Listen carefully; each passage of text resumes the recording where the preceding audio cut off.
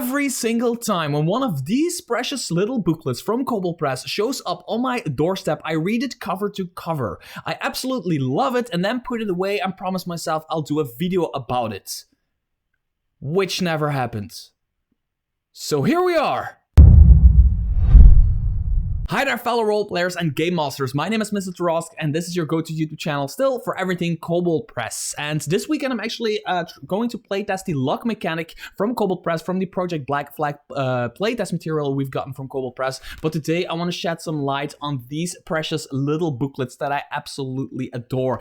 And I've never been able to talk about these, been able to review these because they are really hard to review. Because this isn't totally different kind of product than we're used to from Kobold Press. This is not a player's book, this is not a Dungeon Master's guide thing with like tables and challenge ratings. It's not an adventure, it's not a world book. These little booklets are built for you to read cover to cover and are full of just thoughts and geniusness from some of the giants in the field of tabletop RPGs. And I have this one, which was delivered to me this week, somewhere this week, or was it last week? Kobold Guide to Dungeons. There is this one, Kobold Guide to Monsters. I also have this one. I also have the Kobold Guide to Worldbuilding Volume 2. And I swear to God, somewhere I also have the Kobold Guide to, is it game design? Is that the right title? Kobold Guide to Game Design, but I can for the love of me not find it. Maybe I've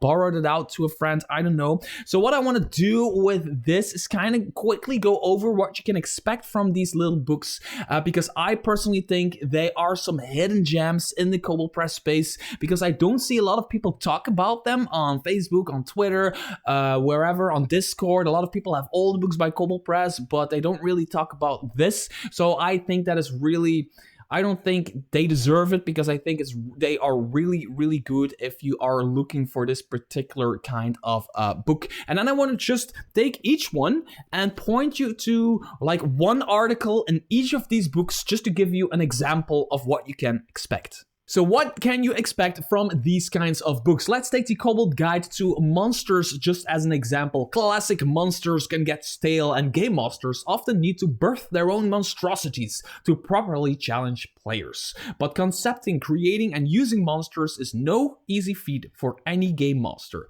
And that's where this book comes in. And that's what it basically is. It is, in these pages, 15 of the brightest stars in the gaming industry, that's what I said, share their wisdom for conceptualizing, developing, and maximizing the wow factor of monsters. And there's a lot of more information. And that is what it is. Right on the cover, you can see with essays by, and then they name drop some people. Celeste Conowitch, awesome. Monty Cook, awesome.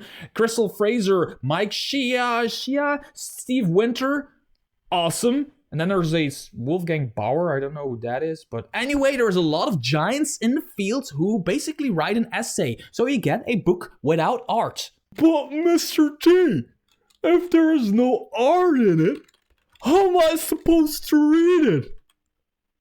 That's a good question, internet troll. You actually don't use these books as companions to your game. For example, you're not using them while you're running a game. You're not using them like with monster stat logs. You're not using them when you're playing a game. There's no player options in here. All of that stuff is not in here. These are the kinds of books that you just sit down with a cup of tea, or on the toilet, or while skydiving. So without further ado, let's take these books individually and point you towards at least one article that I find interesting. So there's an entire article in Kobold Guide to Worldbuilding Volume 2, which is called Break the World to Make the World, written by Shanna Germain. Is that the correct way? Probably the correct way to pronounce it. Otherwise, I'm really, really sorry. And it's an entire article. Not gonna read this out loud for you, but there's like one little bit right here that just stuck with me, because I kind of like 100% agree with it, and it is avoid perfection. Utopic worlds, such as ones without racism, without sexism, and without slavery or disease or poverty, where everybody is happy and healthy and without trauma, are tempting. Perhaps now more so than ever. But they're also likely to feel fake and hard to believe, not to mention that by creating a perfect world, you're removing what might be the very heart of the story. conflict. Without conflict, what do characters do in your world? How are they tested? How do they grow? Additionally, when creating utopias, take care not to eradicate things that might be offensive to the audience if they were eradicated, such as gene splicing technology that eliminates any people with disabilities, neurodivergencies, or mental illnesses. I think that is a really intelligent take, and a really intelligent just breaking a very difficult subject sometimes, just breaking it down to the bare essentials, leaving what matters and just slapping it into this book. And that is one of the many things you can expect from Kobold Guide to Worldbuilding Volume 2. The next bit comes from Kobold Guide to Monsters and is written by the hand of Celeste Conowitch, who I accidentally proposed to in my last video. Anyway, she talks about the problem with challenge rating. That's literally the title. The problem with challenge rating. And I'm not going to read this out loud for you because it's too long, but she basically talks, and this is really clever, she basically talks how we could change our mindset from trying to make a stat block as realistic as possible compared to like the real creature. Like, for example, she talks about pop culture. For example, if you want your players to fight Godzilla, we as game masters often try to make a stat block that resembles Godzilla as accurately as possible from the movies, from one of the gazillion movies they made about Godzilla. We want to portray that particular kind of Godzilla for our game, but then we noticed that it was just not a fun fight, or was way too hard or way too easy for our players. And what Celeste is getting with is also, she says that you should look at the game mechanics first and make it fun for your players, because you're never going to have that particular exact fight from the movies replicated, because your players are going to take different decisions and all of that jazz. So if your players are level 6, make Godzilla challenge rated 7, 8, maybe 9 if you want to make it really difficult, because that is a more fun fight than slapping a challenge rated 16 Godzilla in their face and just be like, deal with it, something like that. She also talks about how we sometimes don't need to have a stat block, where it sometimes is better, and this is something I've been using for my entire GMing career, not statting out a villain. For example, she talks about Sauron from J.R.R. Tolkien's The Lord of the Rings, just like a few books, there's some movies about it, and she talks about how Sauron should, for example, should not be statted out, because you cannot just defeat Sauron in a one-on-one fight. No, you need a particular kind of magic item, a particular kind of action in order to actually defeat them. And the whole, one of my friends always says it, always tells me, hey, if you stat it, we can kill it. And that's basically what Celeste is also saying. Hans, by the way, that's your quote. I have always remembered that for the rest of my life. If you're watching, love you. We need to play, because it's been a long time since we played. And Celeste is basically saying the same thing. If you stat it, you can kill it. And that's one of the things is, in the Kobold Press books, we had Baba Yaga, right? And Baba Yaga wasn't statted in the first monster books, but her minions were. But Baba Yaga herself wasn't statted. So you couldn't really like kill her in a classical sense. You needed to probably do something to be able to kill her. But now, a few books later, Baba Yaga, well, it's been a while ago, Baba Yaga has been statted out, which is cool as a game master if you want to throw that creature in there, that NPC, that witch in the game. But in another way, your players will find a way to break that stat block into pieces and kill Baba Yaga.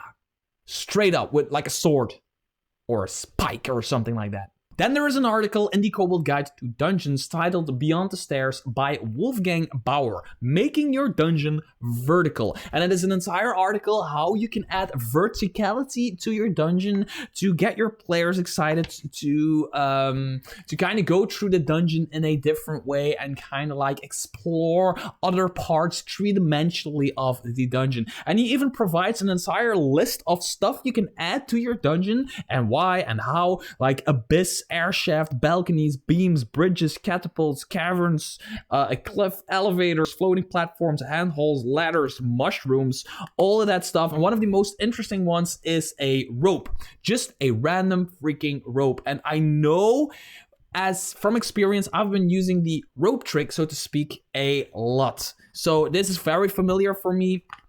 because adding a rope in a dungeon always gets people, well, they always get curious just because there is a rope there, because a rope is always by another person, otherwise a rope wouldn't exist. A rope just out of reach is a spur of curiosity. A rope leading down into a chasm or a pit is at least a suggestion or a hint to dungeon explorers. And it's all this entire list. Oh, something popped up on my screen. I don't know what. Okay, so this entire list is full of wisdom of small verticalities you can add into your dungeon, then how you can portray it to your players, how you can say, not just say, hey, there's a balcony there and you get +2 to range attacks if you stand on that balcony, because that's like metagaming from the game master's point, but how you can like structure those words into having your players test out that balcony to see what actually happens. That is the Kobold Guide to Dungeons. And those were just a few examples of what is otherwise heaps and heaps and heaps of just insane knowledge from some of the giants in the field, some of the game designers with a lot of experience under their belt, great writers, best-selling authors, all of that jazz, all into these very like little fun to carry booklets that you can read on the beach, on the toilet, while skydiving or whatever, whenever. I've been carrying these around every time they land on my doorstep. I always read these cover to cover. There's always a lot of stuff in it that I already know because I've been a game master for 20 years, but there's also a lot of new information for me, or at least new insights for me, that I just pick stuff from and put in my own game mastering style, which is like 99% improvisation.